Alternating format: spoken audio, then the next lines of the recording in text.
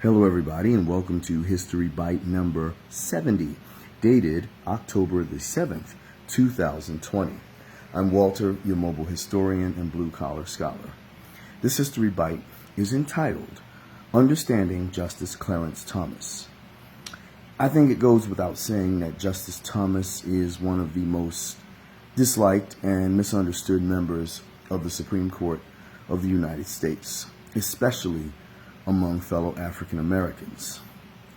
To understand Justice Thomas and his legal jurisprudence, you must understand the concept of originalism, which I explained in another History Bite.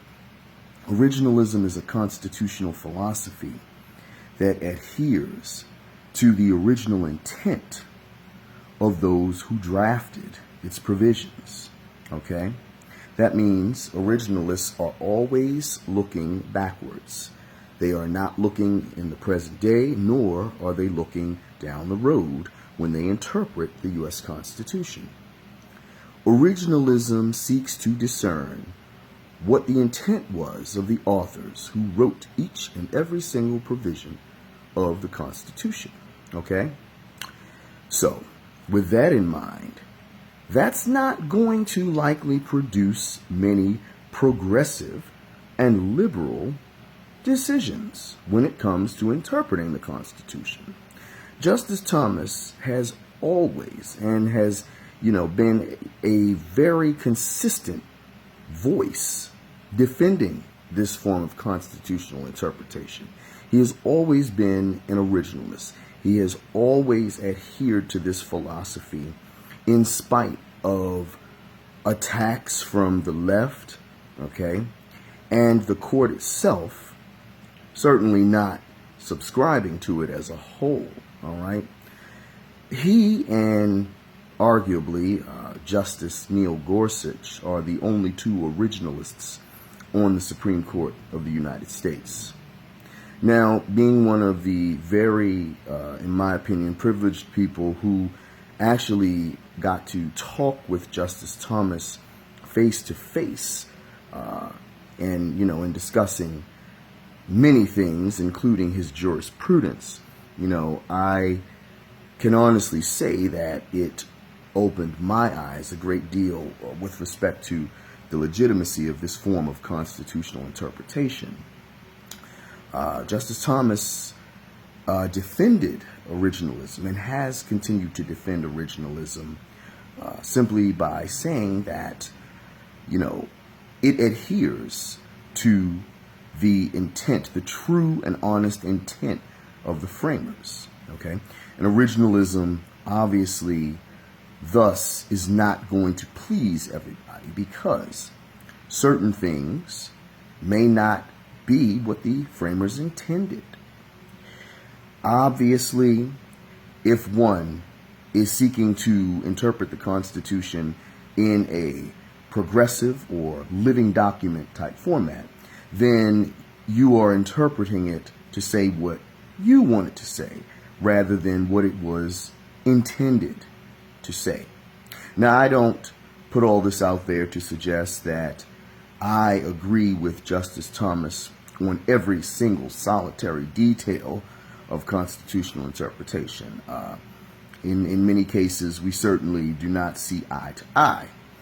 But the interpretation of the Constitution is one that has to be done carefully, regardless of what philosophy you subscribe to, all right? And I cannot subscribe to a blanket originalist interpretation of the Constitution. Okay, quite often there are a litany of different things that would have never entered into the framers' vision.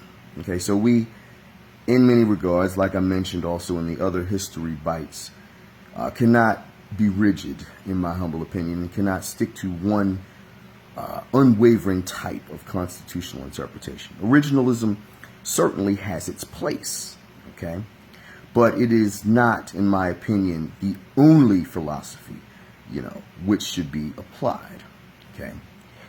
It is certainly a form of interpretation which gives birth to truth with respect to the intent of the framers, if one can honestly discern the intent of the framers.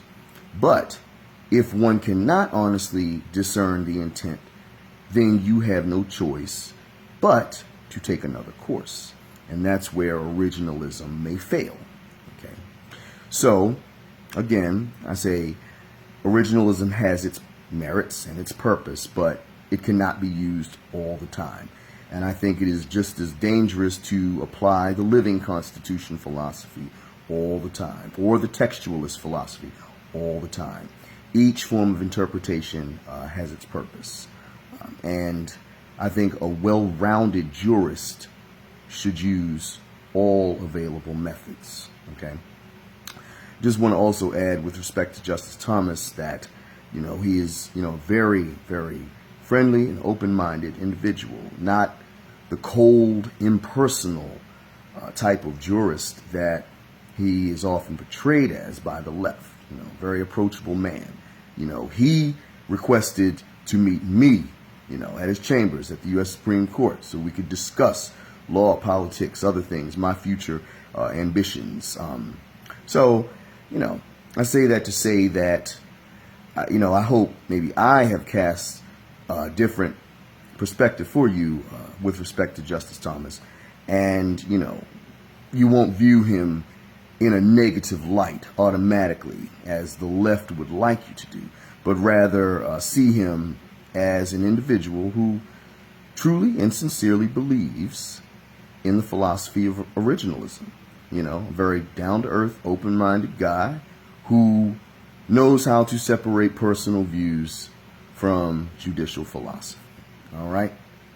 And that, indeed, takes a strong person, especially in matters that hit home. All right? Judges are people, too. They are not immune, to personal biases. Okay? So that about wraps this up. I thank you for very much for listening to this History Bite. Please continue to listen to them, spread the word, spread the knowledge, never stop learning. Take care, stay safe out there, and if you have any questions or controversies, leave them below. I'll be happy to answer them. Have a great day.